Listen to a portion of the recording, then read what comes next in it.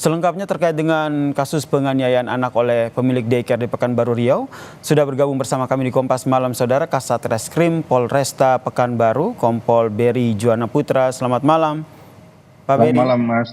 Bang Beri, ini jadi sebenarnya motifnya apa nih ketika sudah ditangkap pemilik daycare? Ya, memang dari pemeriksaan yang kita lakukan dari pemilik yayasan daycare tersebut, inisial WF, yang sudah kita tetapkan sebagai tersangka. Motif awalnya yaitu yang bersangkutan menyampaikan supaya anak ini tidak ke kamar mandi dan terhindar dari jatuh. Namun itu tidak diindahkan, tidak dibenarkan. Makanya kita pun juga nanti akan lebih melakukan pengembangan lainnya. Apakah pengasuh ikut juga melakukan atau pengasuh-pengasuh lainnya juga ikut melakukan. Jadi saat ini baru satu orang, yaitu pemilik yayasan yang melakukan. Nanti juga kita kembangkan ke terduga tersangka lainnya. Kemudian kita juga koordinasi dengan Dinas Perizinan Pemko Kota Pekanbaru. Apakah untuk yayasan ini ada legalitasnya atau tidak. Kemudian kita juga akan koordinasi dengan dinas-dinas terkait yang berhubungan dengan perizinan yayasan ini. Oke, informasinya ini kejadian yang dilakukan ataupun dugaan kekerasan yang dilakukan oleh pemilik daycare ini berulang? Ya, berdasarkan dari 3 orang saksi yang kita periksa, mantan dari pegawai yayasan ini, yang sempat memvideokan kejadian itu, yang dimana kita lihat video ini tersebut viral. Ini ada kejadian yang berulang namun video yang bisa direkam oleh saksi ini baru satu video. Ini akan kita lebih dalami lagi untuk kejadian berulang. Kalau memang nanti ini kejadian berulang, kita akan pasang pasal berlapis, yaitu pasal 64. Oke, ini termaksud sudah diketahui sejak kapan sebenarnya kekerasan yang dilakukan oleh pemilik daycare ini? Semenjak dari 3 orang karyawan ini tidak bekerja di situ lagi, kemudian pada tanggal 26 Mei, di mana 3 orang karyawan tersebut menginformasikan kepada orang tua korban. Kemudian setelah itu tanggal 31 Mei orang tua korban membuat laporan. Oke, berarti ini kejadian berulang untuk korban yang sama atau ada korban yang berbeda?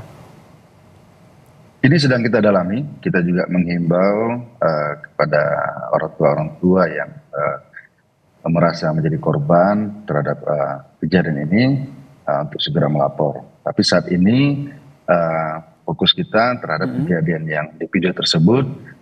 Ini baru satu anak, di mana didukung dengan video gitu.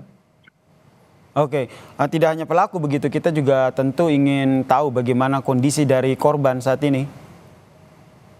Ya, korban saat ini sudah didampingi oleh LPAI, di mana tadi Kak Seto juga sudah mendatangi Polresta. Kita terima kasih juga, mana Kak Seto juga memberikan masukan-masukan kepada kita untuk koordinasi dengan pihak-pihak terkait yang lainnya. Kak Seto juga menyampaikan kita harus memberikan perhatian khusus kepada korban. Kita pun juga akan koordinasi dengan dinas sosial terhadap atas kejadian korban ini. Ada luka traumatik yang akhirnya membutuhkan proses pemulihan secara psikis?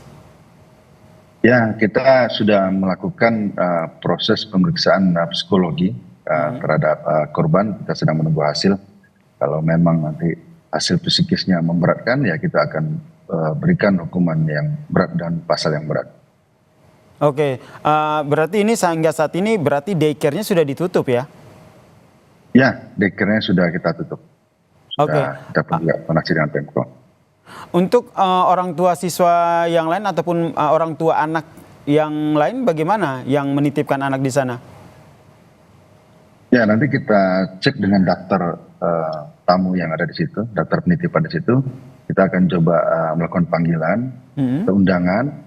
Namun kita berharap juga kalau memang ada dugaan korban dari orang tua terhadap anaknya, kita menghimbau agar mendatangi Polresta untuk melakukan laporan. Nanti kita akan cek juga. Baik, terima kasih Kompol Beri Juwana Putra, Kasat Reskrim Polresta Pekanbaru telah berbagi informasi bersama kami di Kompas Malam. Salam sehat. Salam sehat Mas, salam presisi.